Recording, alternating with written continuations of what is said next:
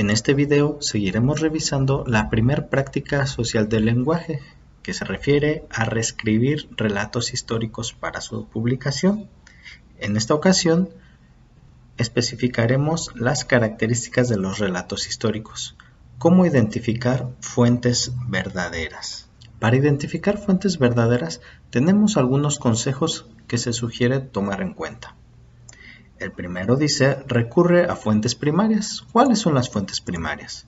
Los libros, revistas científicas, revistas especializadas, fuentes de voz directa, es decir, alguien que fue parte del suceso histórico.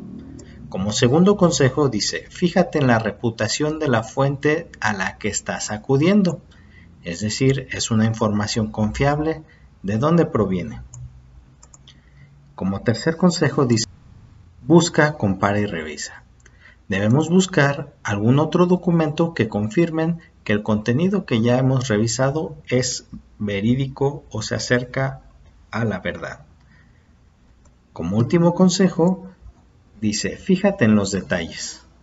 Si es actual, si es original, si tiene buena ortografía, si tiene cita de sus fuentes de información y posee buen razonamiento lógico.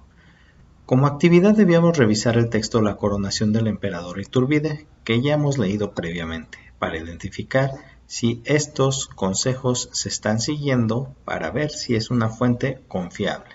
Como primer elemento, saber si nosotros estamos recurriendo a las fuentes primarias. Entonces nosotros podemos poner que el relato se encuentra en el libro de texto de español. Recuerden que estos libros tienen una difusión en todo México para las escuelas. En las escuelas se trata de buscar la verdad científica. Entonces, este libro recolecta esas informaciones y al ser un libro de texto, nos dice que estamos recurriendo a fuentes primarias. Por lo tanto, ese sería un argumento para considerar que la fuente es verdadera. Vámonos con el segundo apartado. Este texto ha sido escrito por esta persona. Investigando un poco acerca de ese personaje histórico, podemos notar que es Lucas Alamán. Lucas Alamán fue un historiador que vivió en la misma época que Agustín de Iturbide. Es decir, el relato y el escritor tienen buena reputación, porque a eso se dedicaba y vivió el hecho como tal. Como consejo número 3, nos habla de buscar, comparar y revisar. El tema es la coronación de Iturbide. Si nosotros regresamos un poco, encontramos otro texto en donde también se menciona la coronación de Iturbide con algunos rasgos similares. Y seguimos buscando más abajo, nos habla de otro documento que también habla de las mismas características sobre la coronación de Iturbide y su gobierno como imperio. Entonces, nosotros podemos poner eso que comentamos,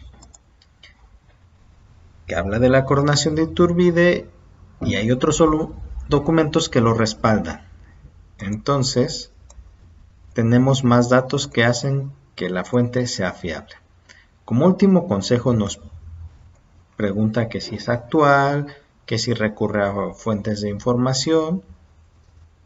Entonces nosotros podemos poner que cita las fuentes de información. ¿Dónde está citando las fuentes de información?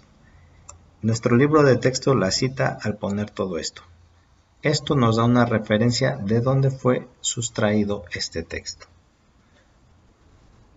No contiene faltas de ortografía de manera visible, fue bien pensado al redactarse y tiene una estructura lógica que describe los sucesos en el orden que fueron pasando.